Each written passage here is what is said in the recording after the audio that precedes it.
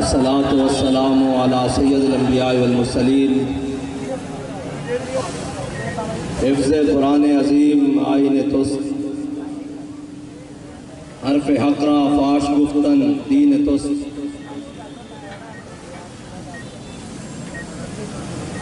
Sweden کے وہ ملون کہتے ہیں کہ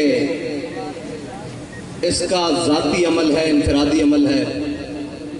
تو میرا سوال سویڈن میں بسنے والے مسلمانوں سے ہے کہ تمہارا ذاتی انفرادی عمل کوئی نہیں ابھی تک؟ سویڈن میں بسنے والے مسلمانوں سے ہے کہ تمہارا ذاتی انفرادی عمل کوئی نہیں ابھی تک؟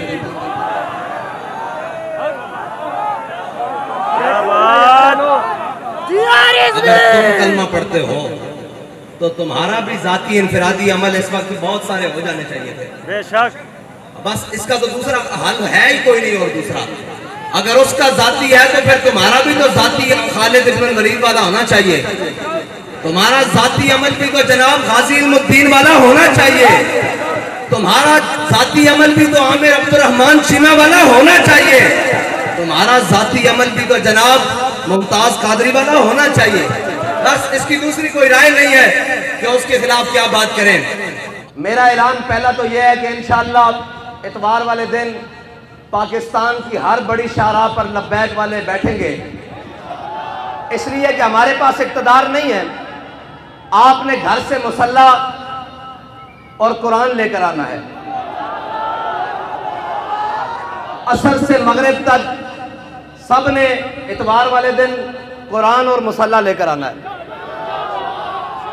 پاکستان کی ہر بڑی شاہراہ پر لبیک والے، جیسے لاہور ہے تو لاہور میں مال روڈ پر، کراچی ہے تو شاہراہ فیصل پر، اسلام آباد ہے تو شاہراہ دستور پر، اس طرح جناب بڑی بڑی شاہراہوں پر قرآن اور مصلی لے کر آنا ہے۔ ٹھیک ہے جی، عصر سے مغرب تک، اور پھر مغرب سے عشاء بھی ہو سکتی ہے، عشاء سے فجر بھی ہو سکتی ہے، یہ تو پھر اگلی بات ہے نا۔ قرآن اور مصلی، اور اپنے بچوں کو بھی ساتھ لے کر آنا ہے، اپنے بوڑھوں کو نہیں، مردے یار بڑھے کچھ نہیں ہوتا انہوں نے، بوڑھوں کو بھی ساتھ لے کر آنا ہے، نوجوانوں کو بھی ساتھ لے کر آنا ہے، گھر میں کوئی بندہ نہ لے۔ ٹھیک ہے بھائی، جتنے لبیک والے ہیں سارے مین شاہراہوں پر، اگر شہر دور ہیں تو جو ان کے قریب مین سڑکیں بنتی ہیں وہاں پر آئیں گے۔ یہ ہمارا اعلان اس وقت ہے جب تک لبیک کے پاس حکومت نہیں ہے، اور اگر لبیک کے پاس حکومت ہوتی آج کے دن تو پھر کوئی تحریکی مارچ ریلیوں کا اعلان نہیں ہوتا، صرف ایک پی ٹی وی کا مائک ہوتا، اور جو بھی لبیک جس کو حاکم بناتی وہ سامنے ہوتا، اور وہ کہتا کہ گھروں سے ایک مصلی اور اپنا ہتھیار اور اپنی سواری لے کر شاہراہوں پر آ جاؤ۔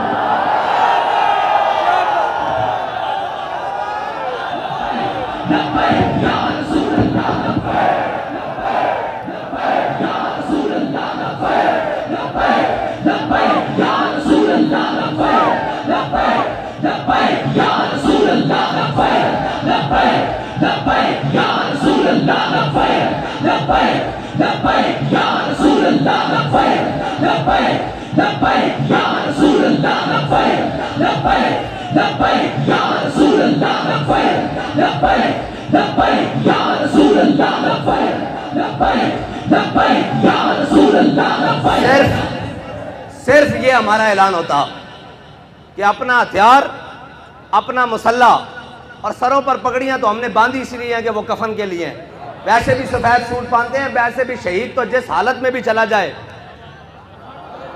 اور اللہ کی قسم یہ یورپی یونین نیٹو کی بات کرتے ہیں، پوری دنیا ان کے قدموں میں آ جانی تھی اگر یہ اعلان آج بھی کر دیں کہ تمام مسلمان جو چاہتے ہیں قرآن کی حفاظت ہو تو اپنا مصلی بائیں بغل میں اور اپنا ہتھیار دائیں بغل میں، اور ہاتھ لبیک کے نعرے ساتھ بلند کرتے ہوئے باہر آ جائیں۔ ہم بات کرنے جا رہے ہیں عالم کفر سے کہ یا تو تم نہیں یا تو ہم نہیں۔ یہ ہے علاج ان کا، اور کوئی علاج نہیں ہے۔ یہ قرآن بابا جی پہلے بھی کہہ کے گئے ہیں، یہ قرآن اس لیے جلاتے ہیں کہ تم ملون ہو، تم حاکم بے شرم ہو، ورنہ یار ایک اسرائیل، اتنا سا اسرائیل، آج انہوں نے اس بات کو شامل کیا ہے کہ ٹھیک ہے جی مسلمانوں کا بھی احتجاج، لیکن ہم اس کو اس لیے نہیں جلنے دیں گے کہ جناب اس میں تورات اور یہودیوں کی تورات اور انجیل ہیں جی، یہ ساری اس کا بھی جلانے کا انہوں نے اعلان کیا ہے، لہٰذا ہم سے بات اسرائیل کے سفیر نے کی ہے، ہم آئندہ کے بعد اس کی اجازت نہیں دیں گے، اس کو غیر قانونی قرار دینے لگے ہیں۔ ڈوب کے مر جانا چاہیے پوری امت مسلمہ کو، پوری امت کو ڈوب کے مر جانا چاہیے، اس لیے کہ ان کا ایک سفیر کے چند لفظ وہ کام کر گئے جو پوری 1.5 ارب مسلمان نہیں کر سکے۔ اقبال کہتا ہے حفظ قرآن عظیم آئین تست، اقبال کہتا ہے قرآن کی حفاظت یہ تیرا پہلا آئین ہے، اسلام کا آئین ہے، حفظ قرآن عظیم آئین تست یہ تیرا پہلا آئین ہے۔ حرف حق را فاش گفتن، کہتا ہے جب بھی حق کی بات آ جائے سرے بازار کرنا یہ تیرا دین ہے، نہ تو آئین ہے۔ اب پوچھتے ہیں لبیک والوں کا آئین کیا ہے؟ آج کے بعد آپ کو ہمارا آئین پتہ لگ گیا ہے۔ اگر لبیک کے بعد پاس حکومت آئی اور اگر کسی نے ایسی حرکت کی تو ہمارا علاج ایک ہی ہوگا،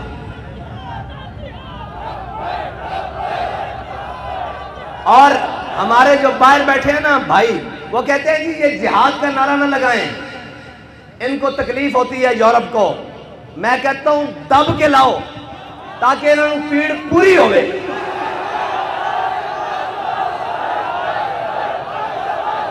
الجہاد الجہاد الجہاد الجہاد الجہاد الجہاد، اور نہیں کوئی ایسی دنیا افلاک کے نیچے، نہیں کوئی ایسی، اقبال کہتا ہے نا نہیں کوئی ایسی دنیا افلاک کے نیچے، بے مار کا ہاتھ آئے تخت جموں کا۔ اقبال کہتا ہے دنیا میں کوئی ایسی جگہ رہ نہیں گئی کہ مسلمان کہیں ہم وہاں عزت سے حکومت کر رہے ہیں۔ اقبال کہتا ہے اس کا ایک ہی طریقہ ہے کہ جہاد کے لیے محمد عربی کی تلوار اٹھا لو۔ نہیں کوئی ایسی دنیا افلاک کے نیچے، بے مار کا ہاتھ آئے تخت جموں کا۔ اور آگے اقبال کہتا ہے کہ دل کی آزادی شہنشاہی شکم سامان موت، اوپر سے لے کے نیچے تک شکم کے لیے بیٹھے ہوئے ہیں۔ دل کی آزادی ہے ہی نہیں، اگر ہوتی تو پھر قرآن کے حرمت کے لیے بات ہوتی، قرآن کے تحفظ کے لیے بات ہوتی۔ ایک سے ایک بڑھ کے لائن آیا، کہتے ہیں جی یہ جناب ایسے آئیں گے، یہ وہ آئیں گے، پاکستان کو ایسا کوئی بھی نہیں ملے گا۔ جب تم نے قرآن کو چھوڑ دیا، حضور کی ناموس کو چھوڑ دیا، ہمیں کوئی پرواہ نہیں، تم سارے سمیت جل جاؤ، تمہارا سب کچھ جل جائے، زمین و آسمان آفات و بلیات سب جل جائیں، ہمیں اس سے پرواہ کوئی نہیں۔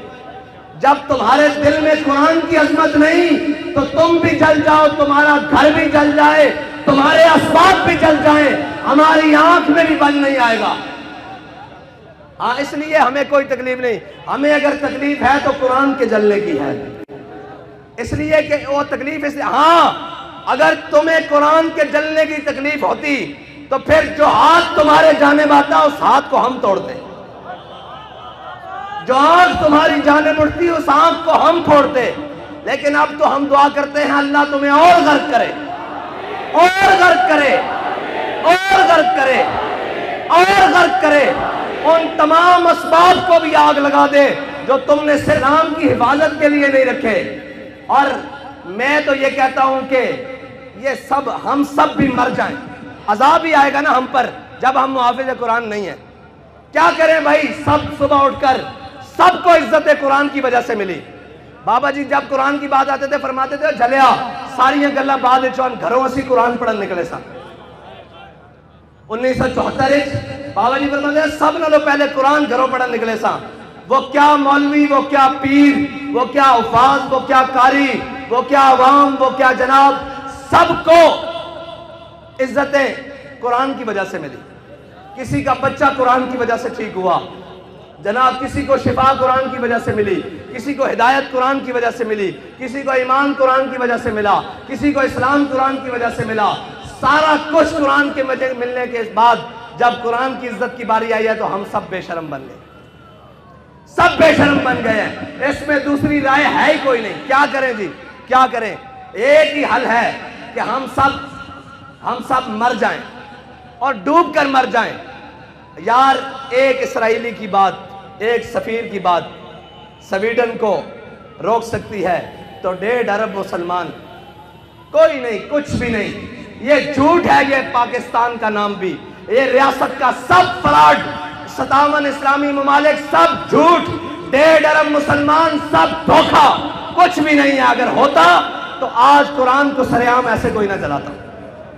और यार, वारसा दी चीज़ां कहीं इस तरह लावारिस करके जलाऊंगा, ये बात नहीं है। बस हमारी बात इतनी है, हाँ, आपने आना है और हम क्या कर सकते हैं? कुछ भी नहीं कर सकते।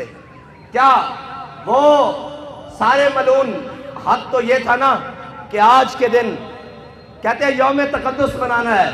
मैंने कहा तुम तकद्दुस को छोड़ो, 365 दिन भी मनाओ तो कोई फर्क नहीं पड़ता। तकद्दुस तो वो है कि हमारा बच्चा भी कुरान को सीने से लगा के रखता है। तकद्दुस तो यहाँ से शुरू होता है ना, ऊपर तक, जहाँ तक मर्जी ले जाओ। उसके लिफाज की बात करो। तुम आज के दिन सिर्फ 1 मिनट के लिए नेवल चीफ भी बुला लेते, आर्मी चीफ भी बुला लेते, फिजाइया का चीफ भी बुला लेते, सारे आईजीज भी बुला लेते, रेंजर के सरबराह भी बुला लेते, सारी जनाब एफसी के सरबराह भी बुला लेते, सारे वजीर भी बुला लेते, और सारे हाथ में आज कलेशनकोव पकड़कर सफीर को बुलाते स्वीडन को।